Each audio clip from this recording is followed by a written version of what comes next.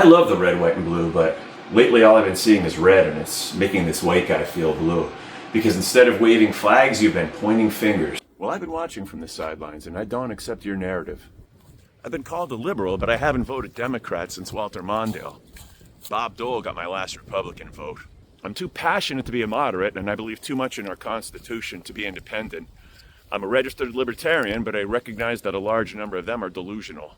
Like I said, I don't accept your narratives. Any of them. So at the risk of sounding like a domestic terrorist, I'm about to drop some truth bombs. For decades, I've been listening to the rhetoric on both sides, because of course there can only be two sides, and the hysteria never ends. Reagan was Hitler. Bush 1 and 2 were Hitler. Clinton was Hitler. Obama was Hitler. Biden was Hitler. We become so desensitized that when we start resembling 1930s Germany, we're too oblivious. I was 20 in 1984, but I turned 60 when it became reality television. So now war is peace and freedom is slavery. And now decorated war soldiers are censured for reminding soldiers to follow the law. You know, I was spotting fake news long before CNN, but it's getting crazy like a fox out there now, as we're being gaslighted by our own government. And if you're drinking this Kool-Aid, it should have to be made with water from Flint, Michigan, because I refuse to accept your narrative. I can dislike Whoopi Goldberg and Rob Schneider, you know. And of course it bothers me that Pelosi is a quarter of a billionaire and Bernie owns 3 houses. But the corruption we're seeing in real time makes them look like paupers. Hey, I believe that supply side economics works, but with small and mid-sized businesses. But now with 8 conglomerates dominating our GDP, instead of better paying jobs, we get guys like Mark, Jeff, and Elon buying super yachts and building rockets to Mars. I support the Second Amendment, but you remember those guys arming themselves against the potential government militia? They support the government militia. And the insurrection was a peaceful protest, while No King's Day was terrorism plotted by mythical terrorist groups. So we offer our prayers over school shootings because, after all, this is the land of religious freedom. Although now all Muslims are considered terrorists, and you have to be a Christian nationalist to be a true patriot. Call me a liberal if you like, but I disagree with SNAP benefits and Obamacare.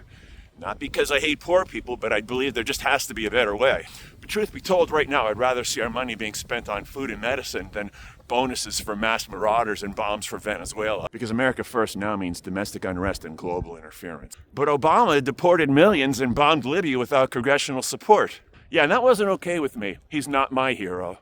Message to Republicans and Democrats. Referencing their bad actions won't validate yours. And now due process is being swept under the rug with the Epstein file. You know, that bipartisan scandal that shows just how evil men can be when everyone stays quiet. But that's okay, because now 14-year-old females are young women ripe for sex, while 30-year-old Nazis are just kids being kids. Hey, we love our family values.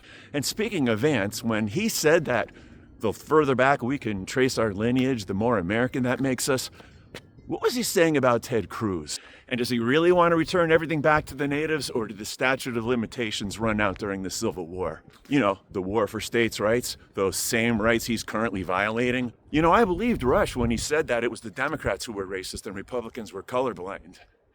Now we have legalized profiling in an orange man in what's left of the White House. And you're not entitled to call me a snowflake if you have to fight your gag reflex when you see 2 men kissing. You do realize that the people who want flag burning to be a crime are the same ones torching our Constitution. Because apparently now the president can trump the rule of law.